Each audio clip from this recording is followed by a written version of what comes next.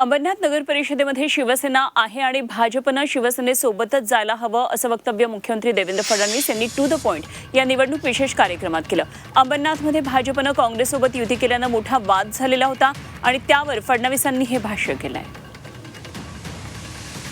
तसंच अंबरनाथमध्ये देखील आपण बघितलं असेल, हे जे काही काँग्रेसमध्ये जे काही निवडून आले लोक, यातले अर्धे लोक असे आहेत की ज्यांना आमचे होते ते आम्ही तिकीट नव्हतो देऊ शकलो म्हणून तिकडे जाऊन लढले. तिथे आमचा अध्यक्ष आला, खाली लोक कमी आले.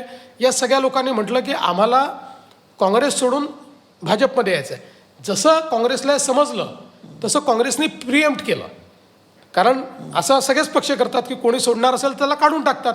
तसं काँग्रेसने प्रिएम्प्ट केलं आणि काँग्रेसने त्यांना काढून टाकलं. त्यांना आम्ही आमच्या पक्षामध्ये घेतलं.